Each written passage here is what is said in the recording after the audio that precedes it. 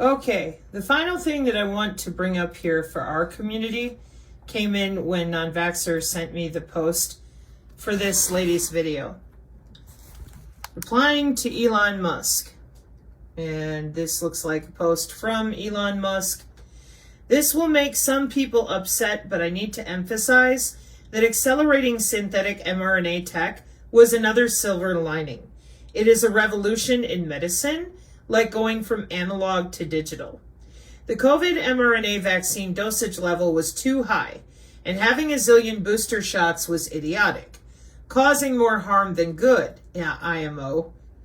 But I am convinced that synthetic mRNA is the surest path to curing cancer, among other things. Now, why would he say that? In my opinion, what I just spent all this time showing you is 30 to 50 to 70 years worth of engineering in which the human body has been tethered to the internet since the 90s, and that's why so many people are so lost in the weeds.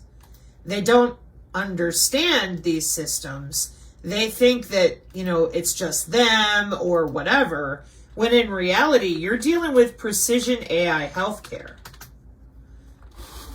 Okay? You're dealing with the way that they are going to look at that medical body area network from 2012, and they're going to be able to see with the AI and the phenotyping everything going on only with you. That's exactly what most people would like in their healthcare, next gen healthcare, okay? So that's why we warned people on our channel, myself and non-vaxxer, multiple times, stop calling it a bioweapon. It's a bio-cyber interface. Exactly the way that Elon is talking about, okay? You don't want somebody logging in and putting malware on your liver. Right. And that's why you have the DHS biosurveillance and friends. Precision AI healthcare also goes hand in hand with nanomedicine. And nanotechnology, they have been demonizing it and complaining and making up stories when in reality, your tax dollars have been paying for the development of this for 20 years. It's all known to all of your government people. It's doing great. Nobody said no. Everybody said, wow, that's amazing money. Are you using your crypto? Are you very happy with your digital ledger technology that also powers your Bitcoin? Okay, welcome to the Internet of Things and digital twins, AI, and something called data acquisition for bioinformatics. Bioinformatics is a scientific field that uses computers to analyze biological data. None of this is going away. They're using genomics, and that's why everybody and everything is connected. In order to calculate our biosphere, they have sensors everywhere, okay? The other problem is that people think it just got here. And for that, I'm constantly having to take them, folks, good folks, to all these different papers about how long they've been working on this.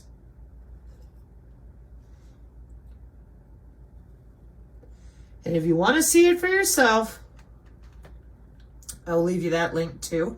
You go to nano.gov and it has a timeline. Before I take you there, I just want to show you a few more pictures of how well known this is. And if I were you, I would get this Energy Tech Metric PDF.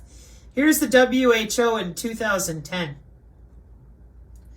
And when they kept asking us who's logging in, I said, I'm sorry, but it's your doctors and nurses, and they just, for some reason, are silent. Okay? And you notice that you've only got your 3 stages here. That's because of your black box. That's why I showed the other image. The majority of the cybersecurity images are only showing you those 3 layers because the black box layers are for cyber biosecurity. Everything inside this gray cloud is it the biosignals that are coming from inside your body out. That's why it's intra-body networking. And then it becomes inter-body. See? Tier 1, gray, in the body. And tier 2, inter your body, plus a device. Like your phone, your iPad, whatever. And then past that, who knows? But that's why cyber biological security exists at all.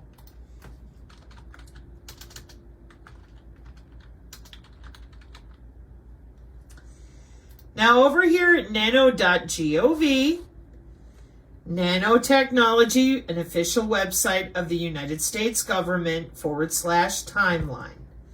For those of you that continue to be terrified due to misinformation, you can come in here and you can see tons of development, Rice University, the carbon nanotubes, the graphene, the buckyballs, the quantum dot. It's just, there's a ton of it, okay? And that's because they've been working this out and your tax dollars have been paying for it all this time. So you will hear about nanobots and all that. That's synthetic biology. When you hear about it, these are the people, in part, that work with those nanobots. International genetically engineered machines. These are college students right now today.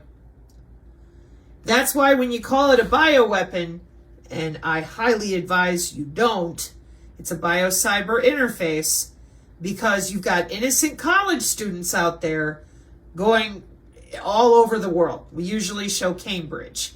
And IGEM, with their nanobots, are the heart of synthetic biology. Most people have no idea that that's been going on since 2003. And then the other video I try to bring up to drive the point home so that people understand you really need to get caught up on your education and stop forwarding links of crazy, because things have changed. We've had some updates. IGEM, biomanufacturing those hydrogels and manipulating your gut microbiome. I should probably throw that in here too. So, bacteria biosensors, 2018, IEEE Labs, Georgia Institute of Technology, Northeastern University, Johns Hopkins University. They're wirelessly logging into your gut microbiome. And everybody flipped their lid and said, well, they can't do that. It's illegal, blah, blah, blah. And I said, nope. You guys let Greta cry, said the planet was going to die, and they've been busy ever since. The governments of the world are not interested, in your opinion, on human augmentation. This is the other big secret that nobody's really talking about properly for reasons that none of us can understand. And this is worldwide. And your gut microbiome, here in their own projected plans, on page 15, is number 3.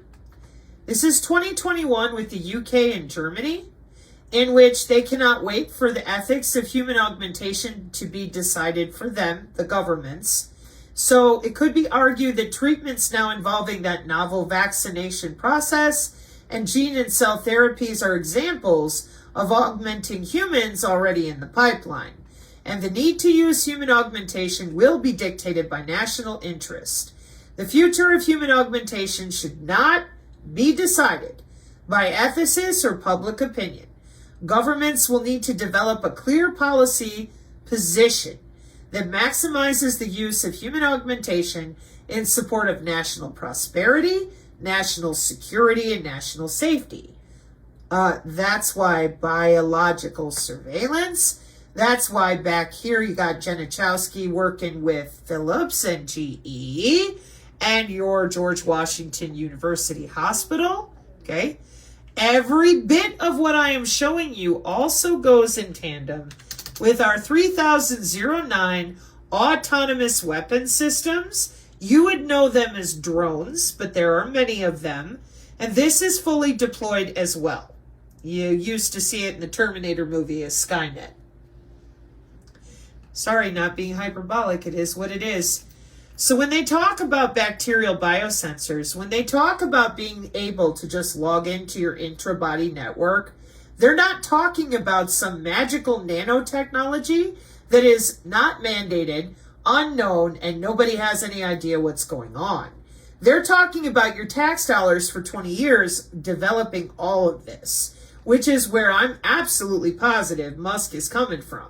Just because you don't know about it doesn't mean that it hasn't been researched and developed extensively. So in closing, for real this time, please do not endanger innocent college students by continuing to proffer propaganda and fear. Please get educated and determine your situational awareness and your personal positioning in such a way that you can communicate with other people and feel a little more at ease about the massive amount of control systems that you're looking at here. This is an engineered system for human health care. Oh, almost forgot. For everyone who kept saying it's a plandemic, I totally agree with you. Show you why. Here's another good image of the architecture of your wireless body area network, your medical body area network, okay? And here's why you're not getting rid of it. Long overdue telehealth revolution, because they've been able to log into your body since 1995, so they're kind of eager to get on with it. Get on with what? Human augmentation. See other videos. It's not a joke. They go to hotels and conferences. They want to live forever, be smarter, be faster. That's the whole point of this right here, where they're not waiting for you because they don't want your opinion. They're stakeholders. You're not. You don't pay their bills. And it's the other component of all this that's fairly ugly, gets me screamed at on the regular, because I did the reading and I continue to look for any mitigation, and I know that this is molecular communication and we all live in the same biosphere, so it was horrifying to me how many people refuse to be honest about biosensors, have everyone terrified every 5 minutes, when in reality, we can't even talk about what's really going on here, which is what you're looking at. They made the decision to augment their populations for GDP. That's why AI is already running your government. You're going to find that out, Doja, soon enough.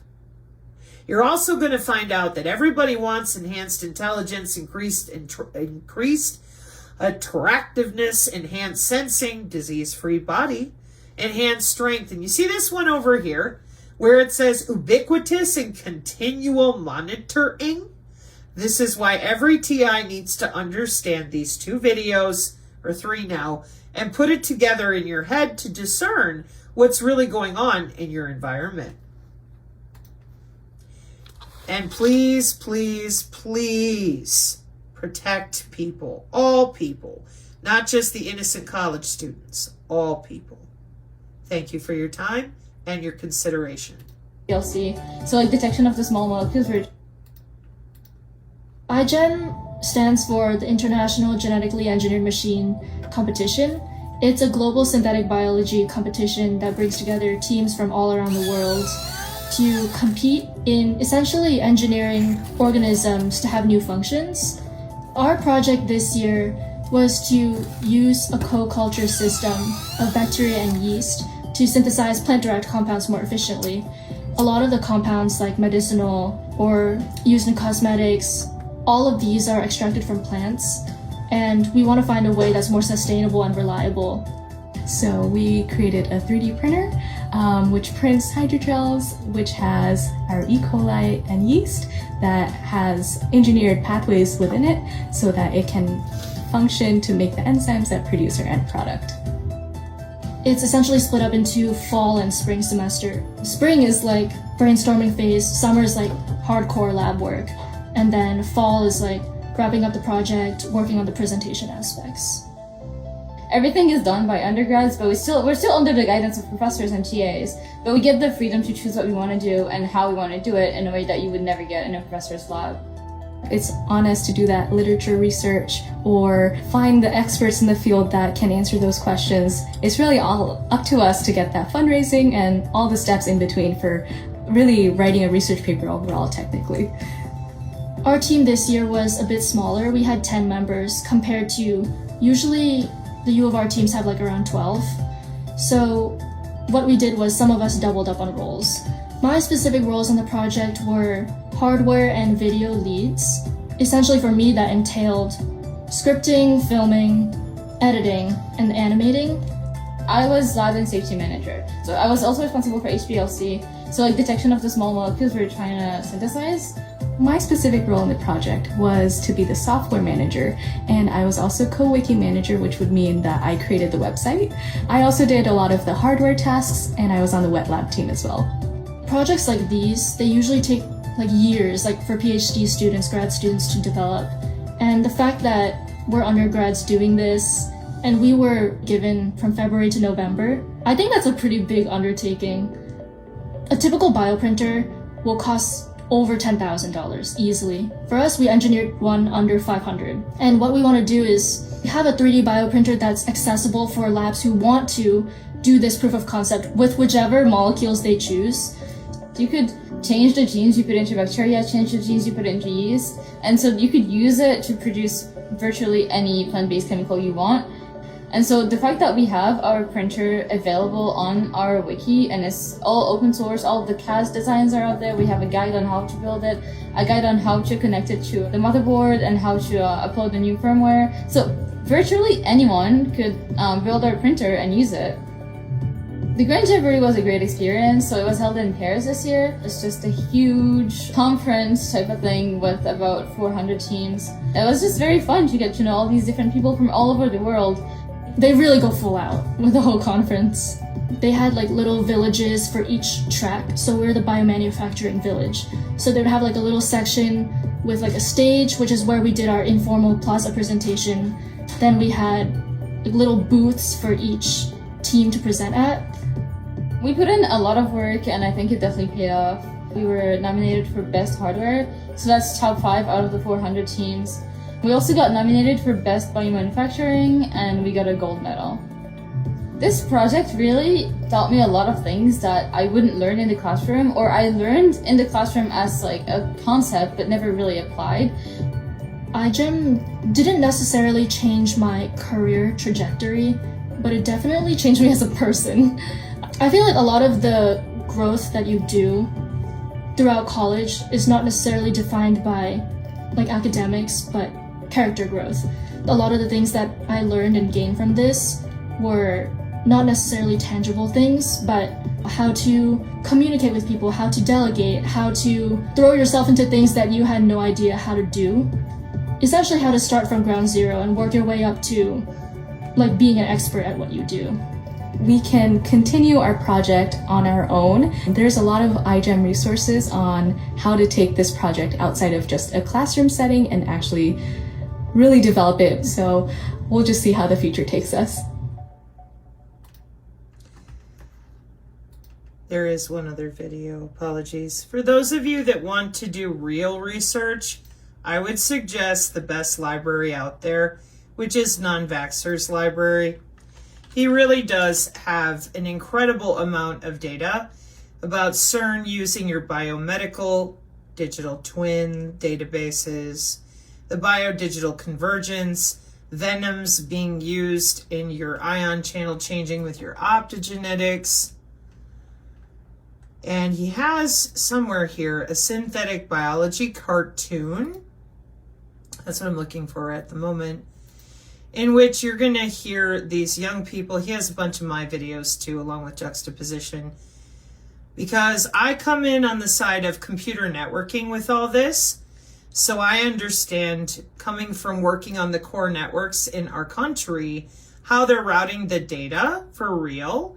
That's why I don't get caught up in the red herrings using previous terminology, like the MK Ultra red herring. That one's been thrown around way too much. But I understand. It's what people know. They're familiar with it enough that they look at it and go, oh, I think I understand. But they didn't realize that that MK Ultra term is from the 50s and 60s, that we'd already went through this in Congress in the 70s with the church hearings, and people were told, shut up, we're going to work. And nothing has changed since. So in actual closing, here we are with the same college students you just watched and how they explained to you this is their livelihood. Here's BioBuilder and Synthetic Biology Explainer animation from April 2024. Thank you again for your consideration, and may you be blessed out there. Mark 5:36, amen.